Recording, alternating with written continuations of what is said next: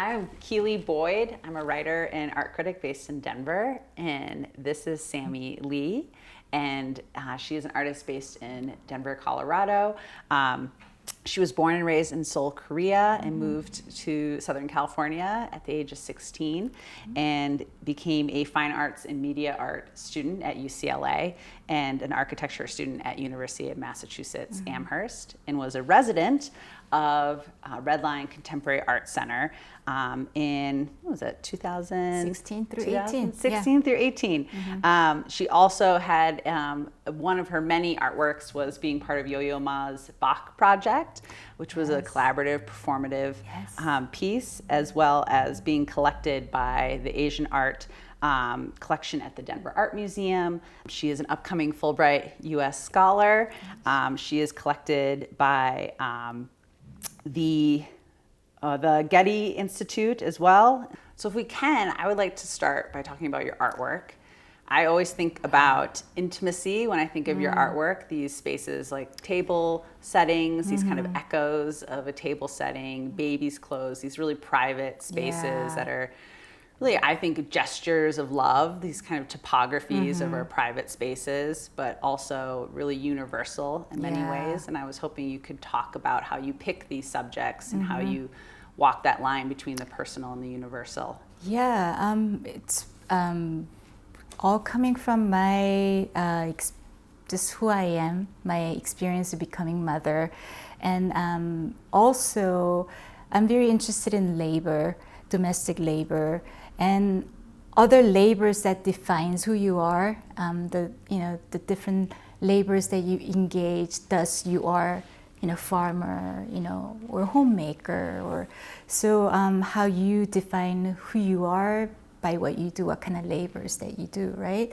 So intimate labors are mostly kind of what I do as a homemaker side of me, being mom, and I was stay-at-home mom for 3 years after my first child was born, and all those labor that I engage, and all of a sudden, I guess it's what all women go through. All of a sudden, you become mom, and it is indeed life-changing, altering experience, right? So I was trying to engage in those labor as meaningfully as I can, but then you're just so exhausted. And I was also fantasizing becoming an artist at the same time.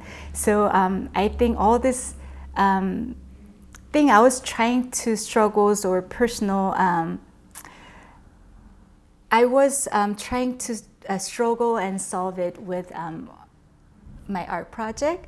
So that labor and what kind of identity that it gave by engaging those labor, I actively use that labor as a part of the process of my art making. You go back and forth to Seoul often. And so I think it's tempting to always frame your work in this way that it's an immigrant's voice, or we're seeing work that's an expression of Korean diaspora. Yeah. But I wonder if the constant dialogue with this city and this country, and if that complicates it for you. Yeah, that's a very interesting point.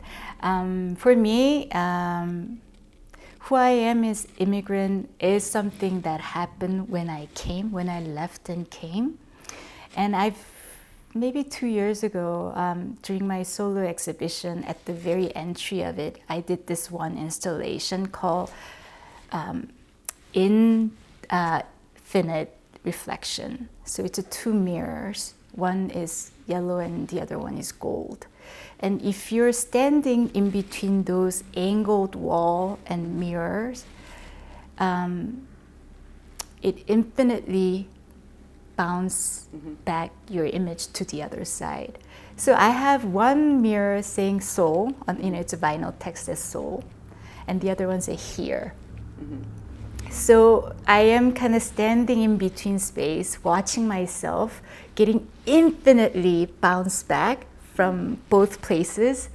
And what's interesting, it wasn't something that I planned, but I was gazing myself in my own reflections.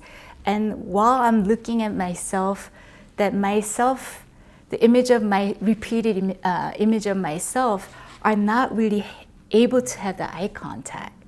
So there is kind of this state of kind of confusion.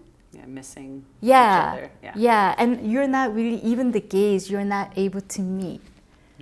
So I found that was very interesting, and I'm a little sad, you know, when I think about it, but that in-between space, it is kind of the meaning that you give to that space and existing in that space. I decided not to be sad, but to feel empowered by it, because I think just having this one leg here and there and standing, kind of like a bridge, right?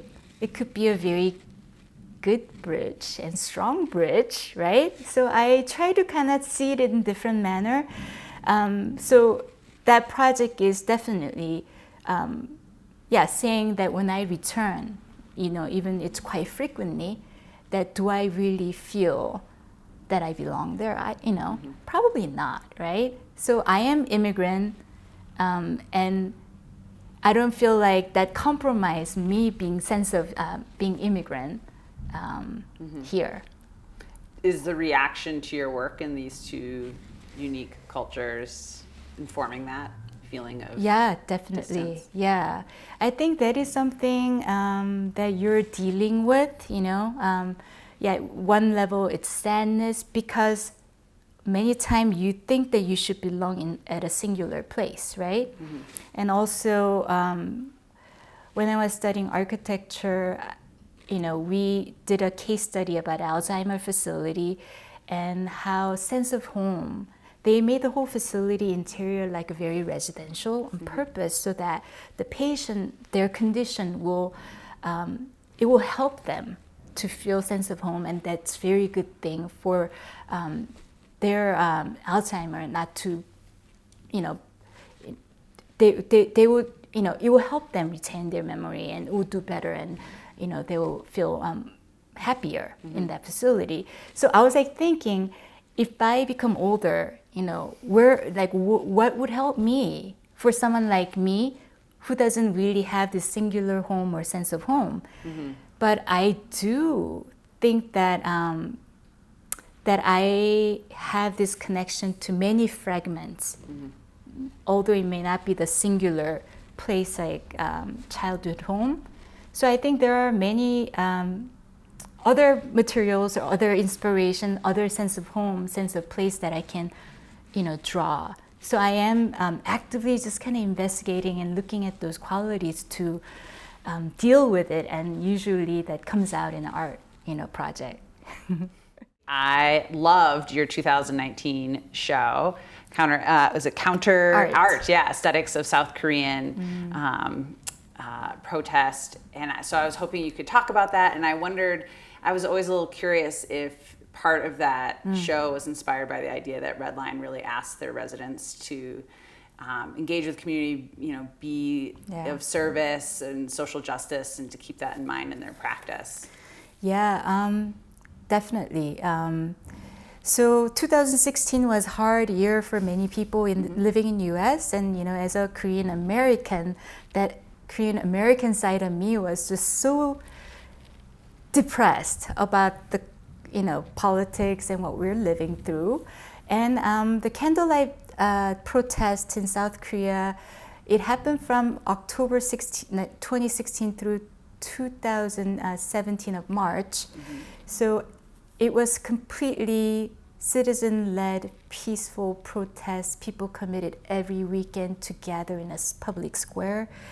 And they were very technology-driven and art-driven. I mean, it was about corruption, right? Yeah, it was the scandal, corruption. And at the end, it actually made impact of impeachment and removal of that president and re-election. So it was something that you saw what people gather doing this creative protest can make very tangible impact. And I was very inspired because a lot of artists did projects there. And also, you know, people have different personality, and I'm introverted person. And I always see more heroic people who gets the spotlight and actively protesting in a more, conventional understanding of protest. But I saw many artists who's protesting, creating art in their studio and making like exhibitions off-site. And those were very inspiring for me, that those small voices, but they're still doing things and it all comes together and make impacts together. So I intentionally wanted to really bring all the different perspective.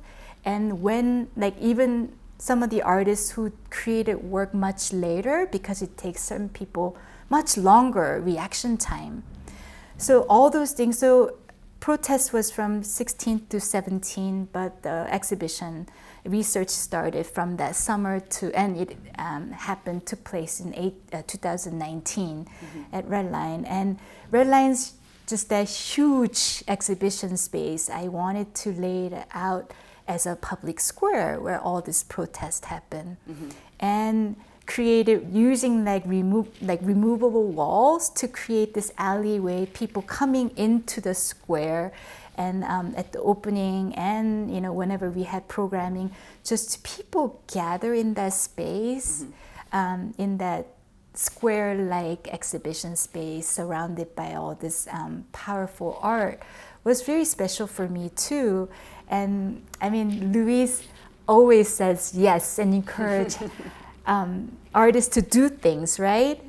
So I was very, just blessed to receive that kind of such support, because it was a big show bringing a lot of works from Korea. It was a really big scale project, and probably I've done it with that support, and also being, just being optimistic and underestimating, type of personality too.